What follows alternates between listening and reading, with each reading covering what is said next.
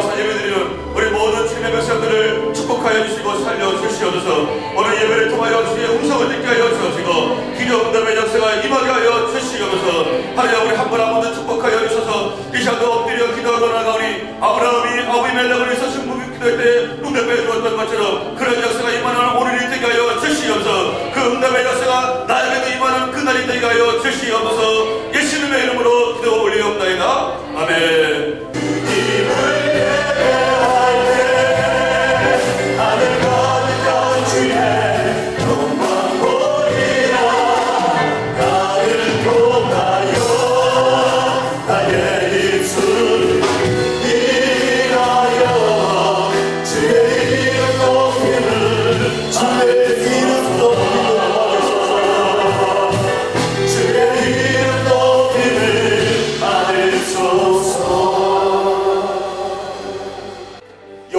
말씀이니라. 너희를 향한 나의 생각을 내가 아나니 평안이요 재앙이 아니라 너희에게 미래와 희망을 주는 것이니라. 사랑하는 주님, 구원의 이름 주 예수 그리스도의 이름을 우리에게 주시니 감사드립니다. 놀라운 생명을 허락하여 주시고 십자가 구속의 은혜를 부어주심에 감사드립니다. 또 우리에게 거룩한 성령을 부어주셔서 날마다 주님과 동행하게 하시니 감사드립니다. 주님이 주신 오명여의 꿈과 소망을 이루는 확신과 비전을 가지고 2011년을 걸어가게 하시니 감사드립니다. 오늘도 2월 333으로 모여 함께 간구하는 우리들의 기도가 동사드림 센터의 기적의 불씨가 되게 하여 주시옵소서. 빌립보서 4장 10절로 19절 말씀입니다. 이 말씀 함께 교도할 때 이 말씀이 오늘 우리에게 주시는 계시의 말씀으로 받으시길 바랍니다. 제가 먼저 10절 말씀을 봉독하겠습니다. 내가 주 안에서 크게 기뻐함은 너희가 나를 생각하던 것이 이제 다시 싹이 남이니 너희가 또한 이를 위하여 생각은 하였으나 기회가 없었느니라.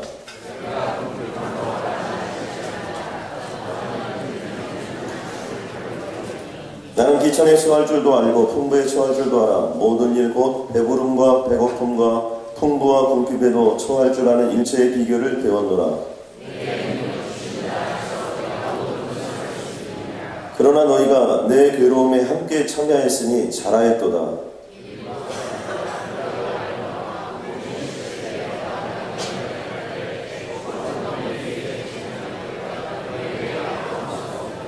데살로니가에 있을 때에도 너희가 한 번뿐 아니라 두 번이나 나의 쓸 것을 보내었도다.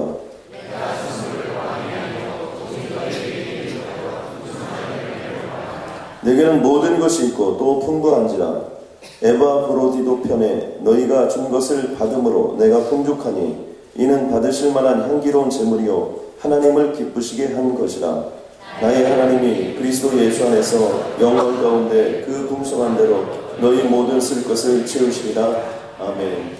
오늘 이 시간 우리 드릴 때 풍성이라는 제목으로 우리 조영경 성사님 하나님 말씀 선포하실 때 믿음의 귀한 역사가 임할 줄로 믿습니다. 우리 성사님 올라오실 때 감사와 영광의 박수 한번 올려드리면 감사하겠습니다. 바울은 지금 빌립보 교인들한테 무엇을 가르쳐주고 싶으냐 하면 여러분들이 이 헌신이라고 하는 것, 여러분이 드린 그 선교 헌금이라고 하는 이 자체, 선교 헌금이라는 걸 통해서 여러분이 배워야 할 것이 뭐냐면 헌신의 비밀을 배워야 된다라는 거예요. 헌신의 비밀을 알아야 된다. 그 헌신의 비밀은 10절부터 이렇게 얘기합니다. 내가 주 안에 크게 기뻐하면 너희가 나를 생각하는 것이 이제 다시 싹이니 너희가 또한 이를 위하여 생각은 하였으나 기회가 없었느니라. 헌신은 기회라는 겁니다. 헌신은 아무 때나 하고 싶다고 되어지는 게 아닙니다. 우리에게 그런 기회가 주어지는 거예요. 내가 내 삶을 드릴 수 있는 기회가 주어질 때. 그리고 지금 빌립보 교인들은 이 바울을 도울 수 있는, 바울에게 보낼 수 있는 그런 기회가 주어질 때 그전에는 원했지만 그런 기회가 없었는데 이번에 그런 기회가 주어진 것을 놓치지 않았으니 참 잘했습니다 라는 말입니다. 우리의 삶을 살 때요, 여러분 저는 나이 드신 분들을 이따가 만나면 무슨 얘기를 듣냐 하면 저에게 그런 얘기를 하실 때 있어요. 선교사님, 내가 옛날에 잘 나갔을 때 그때 좀 잘했으면 좋았을 텐데 내가 옛날에 좀 돈도 벌고 그랬을 때, 아유, 지금 같아서는 내가 할 수가 없는데, 옛날 그때 내가 알았으면 성교비도 좀 많이 낼 텐데, 그런 얘기를 제가 들으면요, 속으로 그래요. 얼마나 안타까우십니까? 무슨 얘기예요? 기회를 놓쳤구나라는 얘기죠. 그때는 그게 기회인 줄 몰랐어요. 그게 정말 하나님께서 우리를 쓰시려고 하시는 기회인 줄을 알지를 못하고 그 기회를 놓쳤던 거죠. 그리고는 이제 와서 보니까 아차 싶은 거죠. 그게 바울은 지금 빌립보 교인들에게 뭐냐면, 여러분이 헌신할 수 있는 것도 기회입니다. 그 기회를 놓치지 마십시오라는 얘기입니다. 우리 모두가 바로 이런 기회가 우리에게 왔을 때 그 기회를 놓치지 않는 사람이 되기를 바랍니다. 그리고는 바울이 이렇게 얘기하는 겁니다. 여러분, 헌신을 통해서, 헌신은 하나님이 우리에게 주시는 은사를 가장 잘 크게 맥시마이즈해서 가장 크게 잘 쓰일 수 있도록 해주십니다. 헌신을 통해서. 바울은 가말리엘 문화에서 자랐고 거기에서 많은 훈련을 받고 이제 바리새 중에 바리새인으로서, 학자로서, 그리고 열심히 대단한 그러한 바리새인으로서 이렇게 살았지만, 그가 예수 그리스도를 알고 나서는 어떤 면에서 자기가 가지고 있던 모든 특권을 포기해버렸습니다. 그리고 나서 이제는 거의 고생의 길로 들어섰는데, 바울이 지금 여기서 하는 얘기는 뭐냐면, 나는 풍부에도 처할 줄 알겠고 이제는 궁핍에도 처할 줄 알겠습니다. 내게 능력 주시는 자에서 나는 모든 것을 할 수 있습니다라고 하는 이런 고백을 여기서 하고 있는 것입니다. 왜냐하면 내 자신을 보십시오. 나도 이제는 내가 잘 살아도 그렇고 못 살아도 그렇고, 나는 내게 능력 주시는 자 안에서 내가 모든 것을 할 수 있을 만큼 하나님께서 내게 능력을 주셨습니다. 하나님이 나를 변화시켜 주셨습니다. 하나님이 나를 이제는 어떠한 환경에든지 처할 수 있도록 이렇게 만들어 주셨습니다. 무엇을 통해서? 바울의 헌신을 통해서. 그렇듯이 빌립보 교인들에게 지금 얘기하는 것은, 빌립보 교인들 여러분들도 여러분이 헌신을 하면, 여러분이 여러분의 자신을 하나님께 드리면 하나님께서 이제는 내게 능력 주시는 자 안에서 내가 모든 것을 할 수 있습니다라고 하고 고백하며 살 수 있게 될 것입니다. 하나님이 해주시는 거죠. 하나님. 그리고 나서 바울은 얘기합니다. 그렇게 헌신을 하면 하나님이 누군가를 알게 됩니다. 그리고 그 하나님이 누구신가를 알게 되면서 하나님의 풍성함을 맛보게 될 것입니다. 헌신의 비밀. 그래서 바울은 그런 거예요. 여러분이 저에게 보내신 그 돈은 저한테는 큰 유익이 됐습니다. 그렇지만 저에게 큰 유익보다도 여러분에게 더 큰 유익이 갈 것을 내가 아니까 이렇게 기쁩니다라는 말이에요. 담임 목사님이 아니면 여러 교역자들이 여러분들에게 어떤 교회에서 무슨 직분을 맡으십시오, 이 일을 한번 해보십시오 라고 하는 그런 부탁을 하면은 때로는 교회에서 일꾼이 필요하니까 나한테 이 일을 시키려고 하는구나 이런 생각이 들지 모르지만, 담임 목사님이나 다른 교역자의 마음에는 뭐냐 하면, 여러분이 그러한 직분을 맡아서 섬기면은 여러분에게 더 큰 유익이 있기 때문인 것을 아니까, 그래서 여러분에게 그런 일들을 맡기고 그런 헌신의 기회를 제공해 줍니다. 영적인 지도자들은 무엇을 원하느냐 하면, 어떻게든지 우리가 알고 있는 우리의 성도들이나 아니면 내가 알고 있는 사람들이 어떻게든지 하나님의 축복을 받으며 살기를 원해. 그게 소원이에요. 어떻게든지 나를 통해서 하나님의 이 축복의 통로가 되게 해주실까? 그래서 저분들이 복을 받고 그 복 받고 사는 모습을 보기를 원하니까 여러분에게 헌신의 기회들을 제공하면서, 자, 이렇게 한번 섬겨보십시오, 이렇게 섬겨보십시오 하는 거예요. 교회에서 섬기는 것이 담임 목사님이나 교역자들을 위해서 섬기라는 것이 아니라 그런 섬김을 통해서 여러분이 하나님이 누구신가를 알고 하나님의 그 풍성함을 맛볼 것이기 때문에 그 기회를 놓치지 마십시오라는 부탁인 것이죠. 그게 바로 바울의 심정이에요. 그게 이 사장이 지금 절절히, 부부 절절히 그렇게 바울은 지금 얘기하고 있어요. 그러면서 너희가 내 어려움에 참여하였으니 잘하였도다. 거기에 참여가 코이노니아, 코이노니아. 진정한 교제. 그러면서 그 돈을 주고 받는 이런 것들을 보면서도 한 번, 두 번에 했던 것뿐만 아니라 참 이렇게 나에게 보냈던 이 성경금을 받고 내가 너무나 기쁘다 라는 것이죠. 제가 이렇게 선교사로 지금은 살아가고 있지만 참 저 같은 사람 생각하면 하나님 앞에 감사한지 몰라요. 제가 예수님을 늦게 믿었다고 말씀을 드렸습니다. 예수를 믿고 나니까 어떤 그 찬양 집회하는 곳을 누가 가자고 해서 찬양 모임하는 곳을 갔습니다. 화요일날 한 7, 80여 명 정도 모이는 그러한 모임에 찬양을 하는데 저는 그곳에 가서 맨 뒷자리에 이렇게 아주 쭈삣거리면서 앉았습니다. 막 찬양도 하는데 그날따라 어떤 선교사님이 오셔가지고 도전을 하는데 지금 브라질에는 복음을 듣지 못하고 죽어가고 있는 사람들이 이렇게 많이 있습니다. 그러니까 이 사람들에게 복음을 전할 사람이 필요한데 브라질에는 그런 사람이 없습니다. 한국은 이제 교회가 많이 성장하고 있으니까 앞으로 선교사들이 나와서 그곳에 가서 그 사람들에게 복음을 전해야 되지 않겠습니까? 복음을 듣지 못하고 가면 지옥에 가는 것인데 그 사람들 천국 갈 수 있도록 복음을 전해야 할 사람이 필요하지 않습니까? 그러면서 도전을 하는 거예요.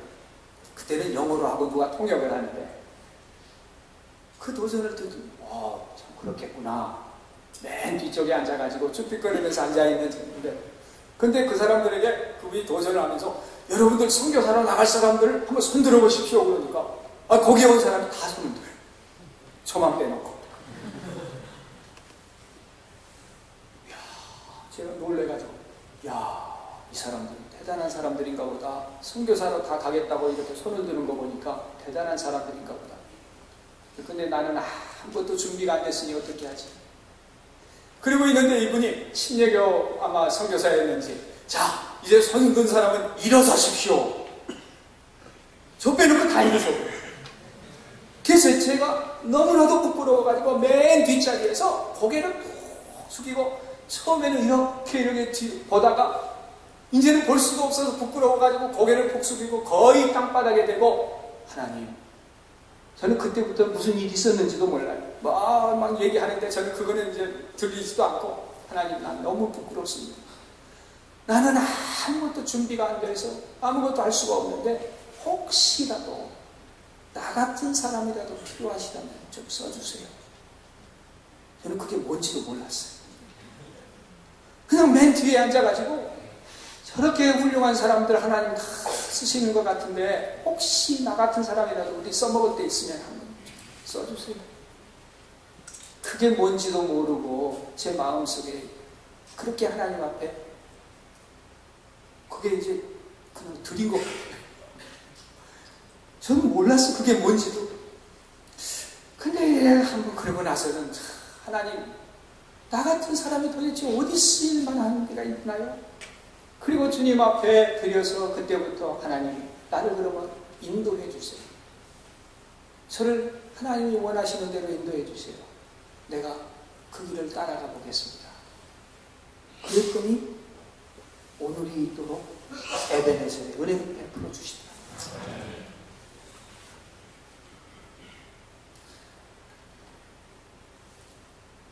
저희가 하나님께 드릴 때 하나님은 놀랍게 우리에게 하나님의 놀라운 은혜를 풍성하게 베푸시는 것을 저희는 많이 경험하고 삽니다. 참 조심스럽지만 제가 오늘 여러분에게 같이 하나님이 저희에게 베푸신 것 가운데 적은 것들을 같이 좀 나누고 싶습니다. 제가 선교지에서 안식년으로 돌아와가지고 몸이 많이 아팠다고 하는 것을 주일날 좀 나눈 적이 있습니다. 참 힘들었습니다. 그런 과정들을 지날 때에 저는 정말 참 선교사로 산다는 게 이렇게 쉬운 일이 아니구나. 이랬지만 그래도 하나님이 나에게 맡기신 일이니까 이렇게 하고 있는데, 저희 아들이 하나님이 첫째 아들을 주셨을 때 나는 있는 삶이 꼭 스데반의 삶 같았어요. 그래서 제가 이름을 스데반이라고 지었습니다. 둘째는 제가 신학교를 막 열심히 다니면서 그때 바울 서신에 대해서 강의를 하는데 아들을 주셔서 제가 바울이라고 했습니다. 참 바울이는 멋있는 것 같다. 생각지도 않았던, 또 이런 얘기하면 안 되지만, 셋째가 하나님이 우리 가정에 보내셨습니다. 7년 터울로. 그래서 셋째를 보니까 하나님이 바울 다음에는 디모데 아니냐, 그래서 디모데라고 지었습니다. 그래가지고 이 세 아들을 데리고 이제 안식년을 하는데 상당히 좀 힘들었던 그런 시간들을 지내니까 바울이 아빠는 어떻게 돈을 벌어? 아니 왜? 아니 그냥 알고 싶어서. 아무리 봐도 아빠 하는 행색이 별로 좋아 보이지 않았던가 봅니다. 그래, 하나님이 주셔서 이렇게 먹고 사는 거야. 이렇게 사는 거지. 그래요. 이러더니 며칠 후에 아빠 나는 변호사 될래요. 그래, 변호사 뭐든지 하나님이 각자에게 주신 은사가 있어. 그러니까 그 은사를 잘 발휘할 수 있는 일이면 괜찮아. 그리고 네가 좋아하고 네가 잘할 수 있고, 그리고는 많은 사람에게 유익을 끼칠 수 있고 나아가서 하나님 앞에 영광을 돌릴 수 있는 직업이면 뭐든지 괜찮아. 너 목사 안 돼도 되고 선교사 안 돼도 되고 네가 뭐 변호사 하면 넌 잘할 수 있을 거야. 내가 시키는 거 아닌데 세 아들 중에 하나는 뭐 어때? 아니 그냥 이제 속으로 이러면서 그래 너는 뭐 잘할 수 있을 거야. 그러고 있었는데 말이 없는 첫째 스데반이 몇 달 후에 나는 비즈니스맨 할래요. 지 엄마가 깜짝 놀래가지고 스데반 너 뭐라고 했어? 비즈니스맨이요.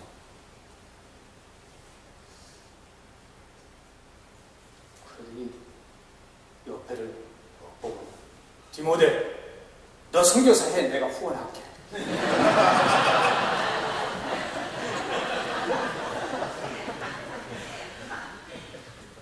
그때 디모데가 2살이었습니다. 거부할 수 없는 2살 동생한테 너 선교사 해. 내가 후원할게. 참 마음이 착잡하더라. 그래, 네가 얼마나 선교사 하는 게 힘들어 보였으면 그러게 선교사 후원하는 건 더 어려워.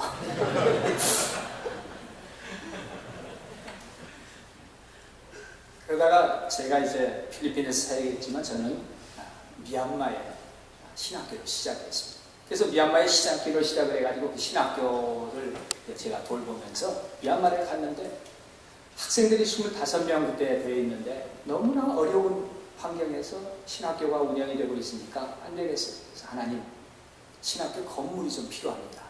그리고 기도를 하는데 하나님이 돈을 주시지도 않아요. 그러다가 기도를 하는데 제 아내가 아무래도 마음에 걸리는 게 있어요. 왜? 뭔데? 우리 스데반이 어려서부터 용돈을 받으면 그걸 꼬박꼬박 모아가지고 돈이 이만큼이 모아졌는데 이것을 우리가 가지고 있으면서 하나님한테 미얀마 신학교 건축 헌금을 주시라고 기도하는 게 마음에 걸립니다. 이거를 다 드렸으면 좋겠습니다. 그래서 제가 그래? 그러면 우리 스데반한테 한번 물어봅시다. 그래서 스데반에게 물었어요. 스데반, 이렇게 해가지고 네 돈이 지금 이만큼의 엄마가 모았는데 너 대학교 가면 조금이라도 도움이 될까 해서 이걸 이렇게 모으고 있었다. 근데 미얀마에 신학교를 지어야 되겠는데 이거를 헌금하고 싶은데 어떻게 생각하니? 그렇게 하세요. 그래? 그러면은 너 대학 갈 때 아빠 엄마가 아무것도 도와줄 수가 없는데 그래도 되겠니? 예, 장학금 받아서 가지요. 그래, 그럼 그렇게 하자. 그리고 우리가 최선을 다해서 저희 가족의 생활비까지 모든 걸 다 모아가지고 그거를 보내서 결국은 조그마한 건물을 사고 거기에 신학교가 이제 건축을 하게 됐습니다. 지금은 그게 한 70명 기숙사 생활을 하는 그런 신학교로 계속해서 발전되고 있습니다. 그리고는 저희는 그냥 까마득하게 거의 잊어버렸어요. 스데반이 대학에 갈 때쯤 됐어요. 하나님이 어느 은혜를 주셔서 공부를 그런 데를 잘해가지고 야 이제 스데반이 가면은 좋은 대학에 좀 들어갔으면 좋겠습니다. 하나님 기왕이면 선교사 자녀 잘 됐다고 좀 들읍시다. 그런 심정에 그래야 하나님 그래도 기도 들어주셨다고 이렇게 은근히 자랑도 좀 하면서 하나님 영광 뭐 이러면서 할 거 아닙니까? 근데 하나님이 합격 통지서는 안 보내주고 대기자 명단에 들었다고 막 연락이 온 거예요. 계속 기도를 하고 있었습니다. 그날 제가 컴퓨터에 같이 아들하고 컴퓨터를 같이 쓰고 있어서 우연히 컴퓨터에 있는 편지 한 통을 보게 됐습니다. 그 편지에 이런 말이 써져 있어요. 그 학교에다 보낸 편지였습니다. 저는 비즈니스맨이 되기를 원해서 이 학교에 꼭 가고 싶습니다. 그런데 이 학교에서 저를 오게 하시려면 많은 장학금을 주셔야 됩니다. 우리 부모들은 선교사들입니다. 선교사라고 하는 사람들은 영원한 것을 위해서 세상의 것을 포기하고 사는 사람들입니다. 그렇기 때문에 재정적인 여유가 없습니다. 그러니 저를 오게 하시려면 장학금은 많이 주시거나 그렇지 않으면 다른 학생을 선택하십시오. 이런 편지를 보내놨어요. 내가 그 편지를 보니까 마음이 어찌 참 안 좋고 저희 솔직한 심정이에요. 내가 대학교 갈 때는 나 대학 안 가겠다고 했는데 등록해버려가지고 할 수 없이 가기도 하고 그렇게 참 내 멋대로 살았는데 어떻게 된 게 내 아들은 이제 나는 장학금 없으면 난 학교 못 가니까 알아서 하시오. 내가 어떻게 빚을 내서라도 장학금이 아니라 투이션을 뭘 해볼 테니까 나 그냥 붙여주기만 하라고 그렇게라도 하고 싶은데 그런 게 아니라 하나님 알아서 학교에다가 알아서 하십시오. 그리고 편지를 보내놨어요. 하나님이 일하시는 것을 보여주기 위해서였어요. 학교에 전화가 왔어. 전화를 받고 있고, 야, 세상에 무슨 전화 받았어? 학교에서 전화가 왔는데요. 장학금 얼마나 필요하냐고 그래서 많이 필요하다고 그랬어요. 그래? 며칠 뒤에 또 전화가 왔는데 I need more. 더 필요하다고. 야, 너 무슨 전화를 그렇게 또 받았어? 장학금 이만큼 준비했다고 그래서 나 더 필요하다고 그랬어요. 주일날 예배를 마치고 집에 갔더니 앤서링 머신에 아주 기쁜 소리, 그 목소리를 학교에서 스티븐, 우리가 이만큼 장학금을 너를 위해서 준비했으니까 이제 네가 어떤 학교를 다니는 것보다 좋은 조건으로 학교를 다닐 수가 있다. 우리 학교를 꼭 와주기 바란다. 오늘 밤 12시까지 오겠다고만 그냥 앤서링 머신에 남겨놔라. 그래서 12시 5분 전에 전화해가지고 가주지 뭐. 그렇게 해서 대학을 다녔습니다. 하나님이 하신다고 하는 것을 보여주셨습니다.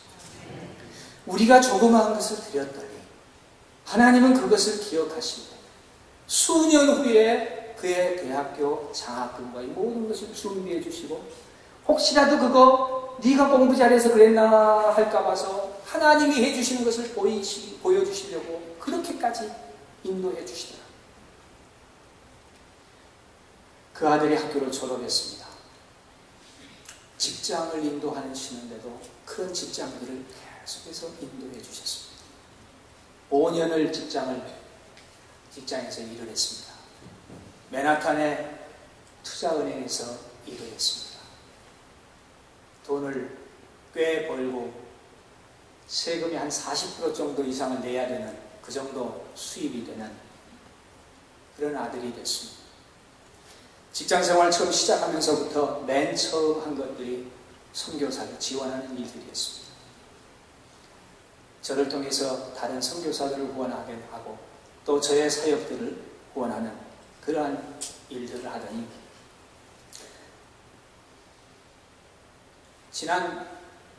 작년 이제 재작년 벌써 재작년 이제 연말에 집에를 오더니 아빠, 나 선교사 가도 돼요? 그 말을 듣는 순간 제가 가슴이 철렁했어요. 아니, 내 지금 선교비 후원자의 가장 큰 후원이 하나님 선교입니다. 아니, 이 후원자가 선교를 가버리면 나는 어떻게 하지? 가지 말라고 해야 될 텐데. 그 말을 듣는 순간 그래서 제가 그래, 어디로 가고 싶은데? 예, 노스코리아 갈 수 있으면 가고 싶어요. 그래? 노스코리아 한번 알아보자. 안 된다는 걸 알았습니다. 결국은 오라고 하는 몽골로 선교사로 1년 동안을 섬기겠다고 갔습니다. 자기는 직장에서 많은 돈을 벌 그러한 직장을 다니고 있지만 그 직장을 그만두고 최소한 내 삶의 1년이라도 그냥 선교사로 섬기고 싶은 그런 마음이 있다고 하면서 직장에 그만두고 선교사로 갔습니다.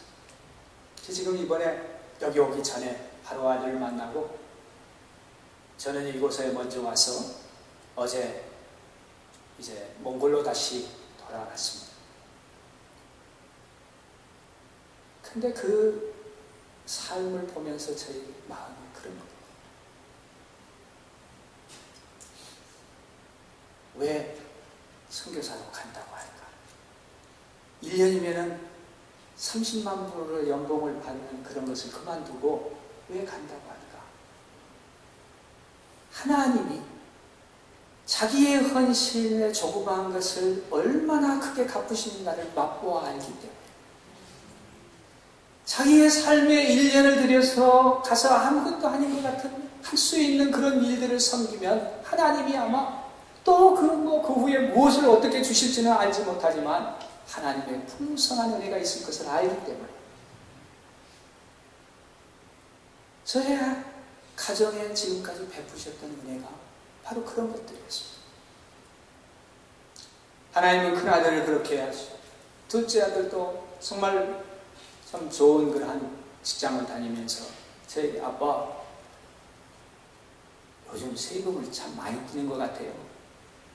한 40% 정도 세금을 떼는 것 같아요. 야, 얼마나 좋니? 넌 40% 떼어도 그거 가지고 먹고 살고 그냥 나라에다가 많이 주면 그걸로 우리 한인 노인들도 할머니 할아버지들도 돕고 그러잖아. 그러니까 세금 많이 내는 사람이더라. 저는 아이들에게 그렇게 가르칩니다. 그러면서 내가 축복하기를 너희 기왕의 비즈니스맨, 기왕의 그러한 하나님의 사랑의 비즈니스 그쪽에 가서 일을 할 바에는 1년에 최소한 100만 불 이상은 마음껏 좀 헌금할 수 있도록 하나님이 축복해 주셨으면 좋겠다. 저는 여러분의 자녀들이 하나님의 은혜가 무엇인지를 알고 하나님께 자신을 드려서 하나님의 풍성한 은혜를 맛보며 사는 자녀들 되시길 바랍니다. 하나님께서는 저희 부족하고 저와 같이 정말 연약하고 아무것도 없어요. 정말 하나님 혹시라도 나 같은 사람이라도 쓰실 일 있으면 써주세요라고 했던 저 같은 사람도 하나님이 이렇게 쓰신다.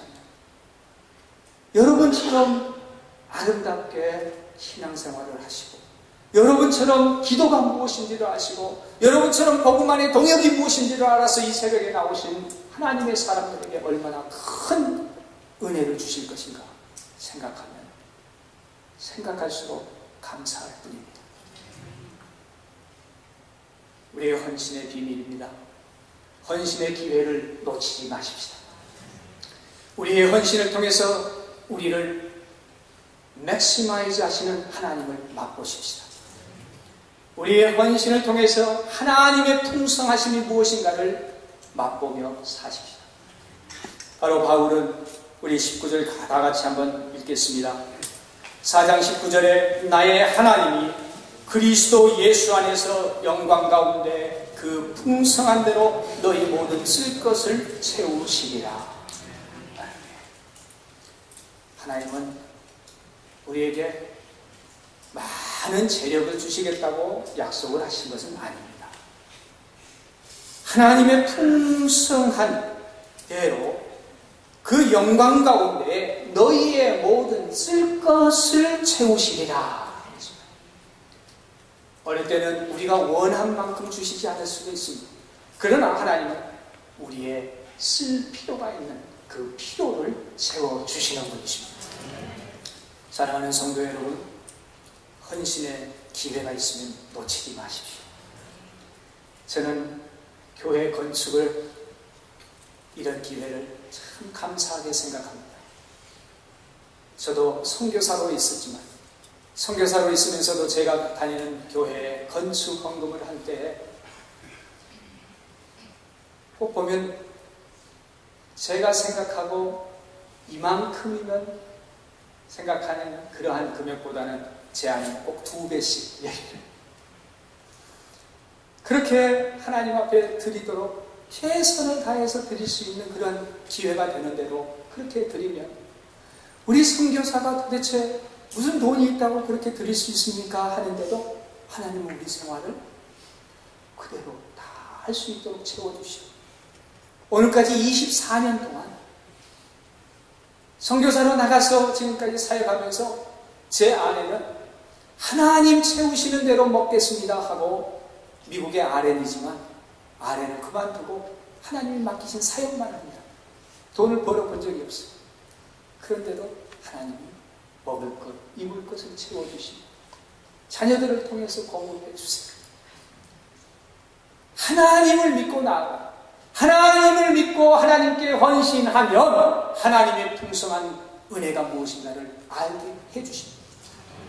사랑하는 여러분, 교회에서 여러분의 시간과 여러분의 물질과 여러분의 삶 전체를 하나님이 요구하시는 때가 있습니까? 기쁨으로 드리십시오. 하나님 우리를 인도하여 주옵소서. 주여 도와주실 줄을 믿습니다. 하나님 감사합니다. 2월 한 달을 주님 손에 올려드리며 시간의 11조를 주님 손에 올려드립니다. 우리는 주님의 것이오나 주님 앞에 하나님의 주님 되심을 구별해 드리는 모든 성도님들을 주님 살려주시옵고, 하나님 이 땅에 수없이 많은 사람들이 있지만 68억의 인구가 있지만 하나님 그 중에 나를 예수 믿게 하시고 나를 쓰기 위하여 지금까지 인도하여 주신 줄로 믿습니다. 내 가정 속에 가정을 살리는 데 쓰임받게 하여 주옵소서. 이 교회 속에 교회를 살리는 데 쓰임받게 하여 주시옵소서. 동부적인 5만 명의 아님들을 전도하는 데 쓰임받게 하여 주시옵소서. 3,300개 미전도 종족들을 하나님 앞으로 돌아오는 데 쓰임받게 하여 주시옵소서.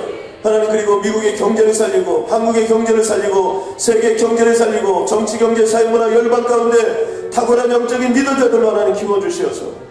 이 교회를 통하여 내 인생을 걸고 꼭 한번 섬기고 싶은 하나님의 영광이 있는 교회가 되게 하여 주옵소서.